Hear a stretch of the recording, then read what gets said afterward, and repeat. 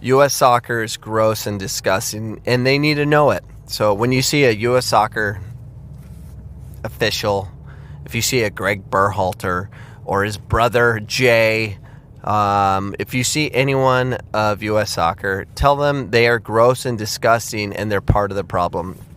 Whether they know it or not, they are. And here's our problem. U.S. soccer is trying, it's not trying, it's destroying all the young people of this whole country that want to play soccer by manipulating the educators.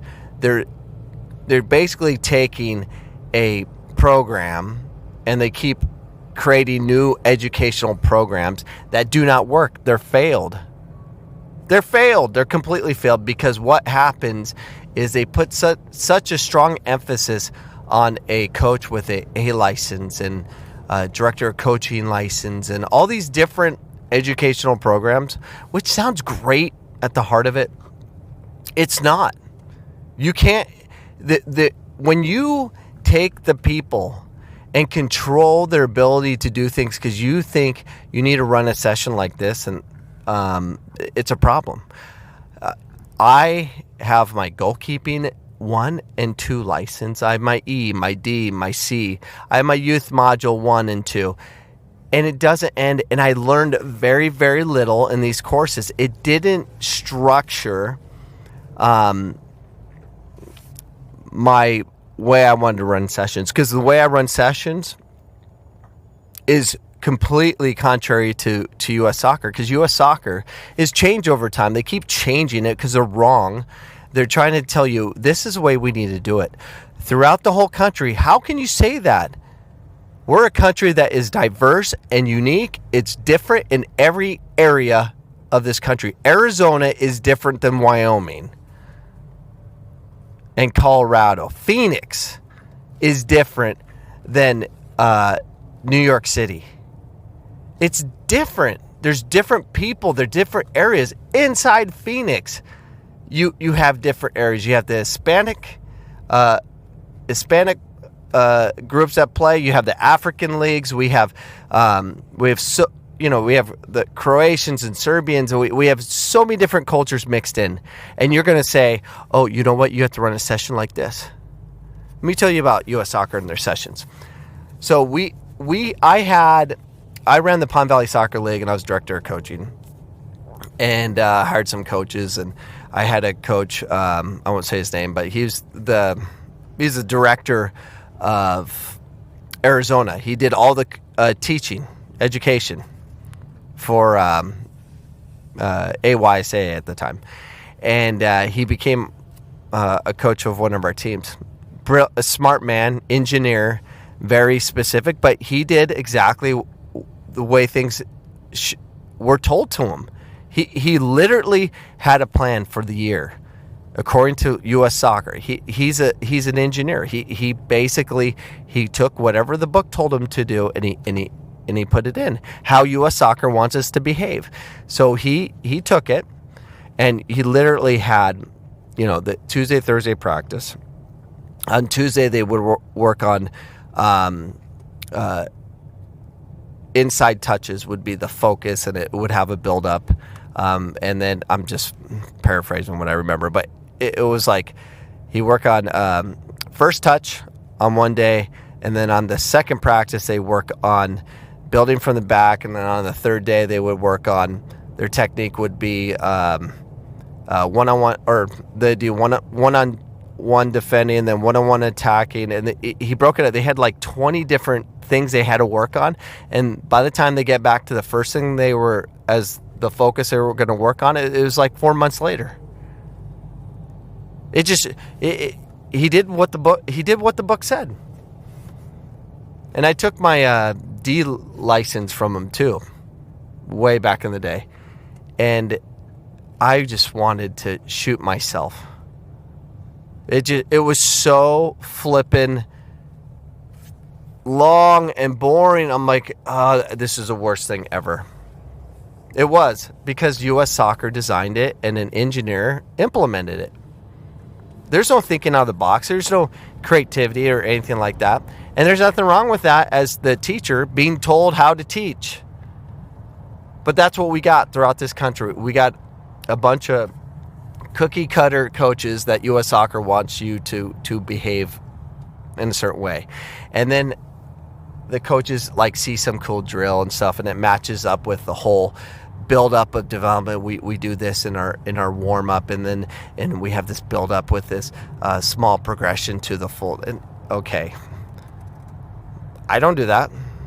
I occasionally do that, but you know what I did, which is against everything U.S. Soccer says. I said, if you like this podcast, you can tune into my podcast 5 days a week, Monday through Friday. I'm available to you to entertain you about the wonderful world I live in with coaching soccer, just coaching in general. You can tune in. How I do this, it's free. Not only is it free, I get paid. So what are you waiting for? Download the free Anchor app or go to anchor.fm today to get started. No, this isn't working. I'm going to teach the first aspect of the game, which is dribble the ball, manipulate it, love the ball, 5 days a week. And then move up to 1v1 or 2v2. And that's far as I would go majority of the time because they weren't good enough. I didn't want to move to passing, receiving as a focus because they couldn't dribble the ball. They didn't know how to handle it at all. So I kept trying to learn on my own what is working with the group I was dealing with. And it's different. Now, if I had kids that were technical, if I was in the Hispanic community and these kids were technical with the ball because they loved the ball and they dribbled the ball, then I would be working on passing and receiving majority of the time. Because in some areas out here in Phoenix, Arizona, they don't pass the ball enough. They don't have good technique there. They just focus on, give me that ball and I want to dribble someone. So you focus on the other aspect. You have to change it according to the culture you're in. So then you hire someone like Greg Berhalter, who wears a sweet V-neck sweater and holds a clipboard and has a perfect thought process of this is how we should do it. And probably could teach a great class. Doesn't serve a purpose, but he'd probably be a good professor. You know, the professors like we have here in the U.S. that profess this is how you should run a business and stuff that never ran a business. That's what we're dealing with right now. U.S. Soccer, they sit in a room like, oh, let's come up with a drill. Ooh, I like how we can insert this into our program, but they never implement it on their own. They're not engaged with the youth. We're being told by a bunch of academia of the world that came together because U.S. Soccer paid them to come in. Hey, let's put together another book so we can sell it to a bunch of fools, and that's what they're going to do. But they're not doing the hard work of actually working with the youth. How about work with you? How about talk to someone like me that actually is going through the process? They're not going to do that. You know why? Because I'm not academic. I don't have my doctorate. I need my doctorate.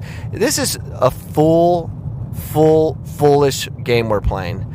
This is why competition should surpass everything. But U.S. Soccer wants to eliminate competition. They don't want others coming in that think differently or anything like that. They're going to eliminate them, just like they did with changing the rules where they're always trying to change the rules where you can't coach at this level without this license, eliminating a lot of the emerging clubs and the Hispanic clubs that don't focus on licensing. Oh, you can't do it. Let me give you an example here of success. So you have a college coach named Mike Pantaleone in Prescott, Arizona, who has won 7 national titles. I just read that he was 100 wins higher than any other coach in the United States on victories. He has 0 licensing. He doesn't have an A license, but he's a Hall of Famer. He's a Hall of Famer, and he has more wins than any other coach in the country. No license. You know why? He's smart. he realized U.S. Soccer would screw him up, so he doesn't do that garbage.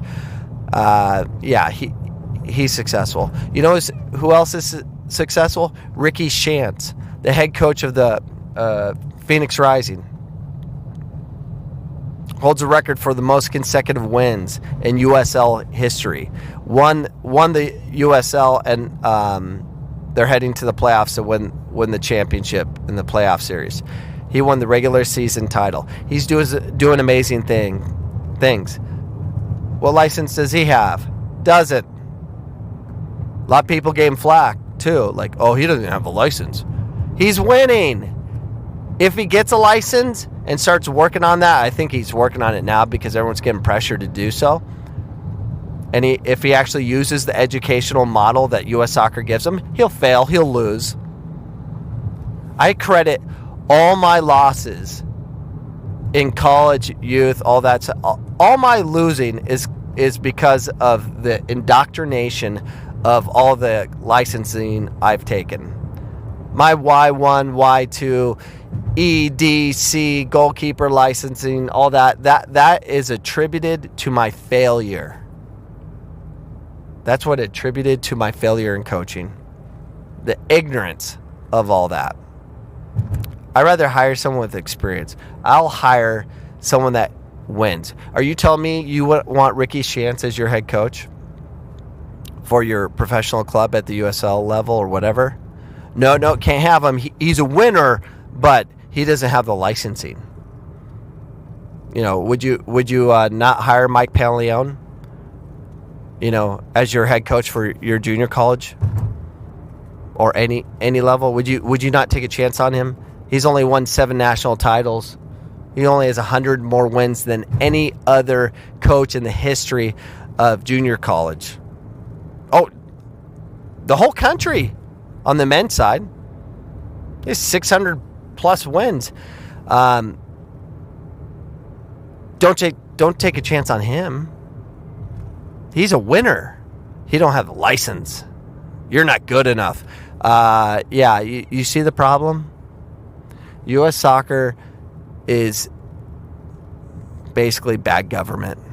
When the government gets involved, they screw things up. Don't believe me? How about you just look at anything the government does for us when it tries to compete in the business world? Like the education system. Their public systems, education system is a joke.